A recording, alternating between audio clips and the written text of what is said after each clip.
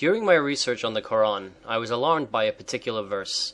In Surat Ibrahim 14.3, "Those who love the life of this world more than the hereafter, who hinder men from the path of Allah, and seek therein something crooked." This statement seems to go against all conventional logic and human instinct.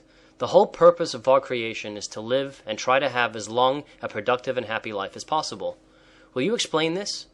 Muhammadan Islam is the only belief system in the whole of the world's recorded history that advocates and glorifies death over life.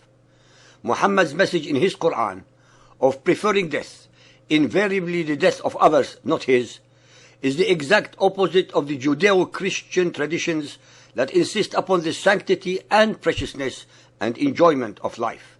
Muhammad's Quran prohibits its followers from all forms of enjoyment and pleasures on earth, but promises them unlimited and eternal sexual, sensual, and carnal pleasures in the hereafter, the same and more that are denied them in life. So much so that the male followers of Muhammad would rather die and get killed in jihad, unholy war against all unbelievers, than be amongst the living so that they can gain these totally imaginary rewards. Al-Baqarah 2.94. Say, if the last home is Allah be for you specially, and not for anyone else, then seek ye for death, if ye are sincere. 2.95. But they will never seek for death. Thou wilt indeed find them, of all people, most greedy of life, even more than the idolaters. These verses are actually in reference to the Jews and Christians who would rather live a good life on earth than the utterly impossible and untrue promises of a better life in Muhammad's version of paradise that he incessantly regaled his superstitious, gullible, and ignorant followers with. Al-Imran 3.185. Every soul shall have a taste of death, for the life of this world is but goods and chattels of deception. Those of our listeners who have come to understand Muhammad's Quran by now should appreciate this verse, since this world is not the one which is deceptive, but it is Muhammad, who was, as we have so far shown, whose mendacity and hypocrisy knew no bounds. Ibrahim 14.3. Those who love the life of this world more than the hereafter. Al-Nahl 16.107. This because they love the life of this world better than the hereafter. Al-Ahzab 33.16. Say, running away will not profit you if you are running away from death or slaughter.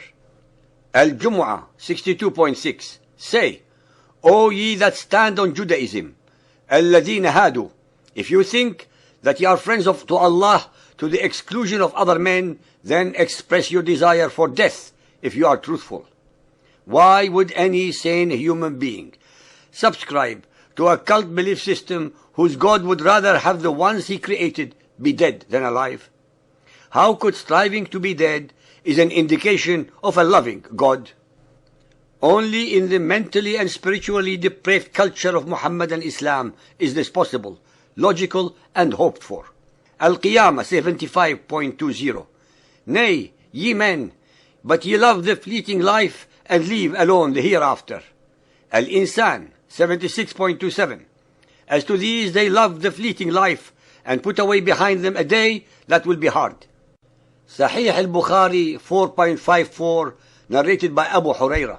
The Prophet said, by him in whose hands my life is, were it not for some men amongst the believers who dislike to be left behind me, and whom I cannot provide with means of conveyance, I would certainly never remain behind any Sariya, army unit, setting out in Allah's cause. By him in whose hands my life is, I would love to be martyred in Allah's cause, and then get resurrected, and then get martyred, and then get resurrected again, and then get martyred, and then get resurrected again, and then get martyred again.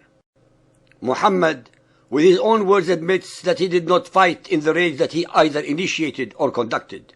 What a coward! What an incredible liar! What an evil genius! Muhammad knowingly, skillfully and willfully deceived and manipulated his trusting, gullible and superstitious followers by enticing them with the most diabolical win-win promises. He was thus sending many of them to certain death with visions of booty and rape if they survived, and unlimited sensual and sexual pleasures in his version of paradise when they get killed in pursuit of his agenda. Al-Bukhari Hadith 5.425 narrated by Anas. Allah's Apostle went out towards the Khandaq, i.e. the trench, and saw the emigrants and the Ansar digging the trench in the cold morning. They had no slaves to do that work for them. When the Prophet saw their hardship and hunger, he said, "O Allah, the real life is the life of the hereafter, so please forgive the Ansar and the emigrants."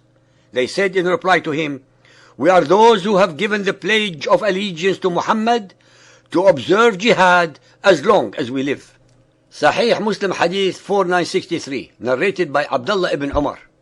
Allah's Messenger said, "Every intoxicant is khamr, wine. Every intoxicant is forbidden.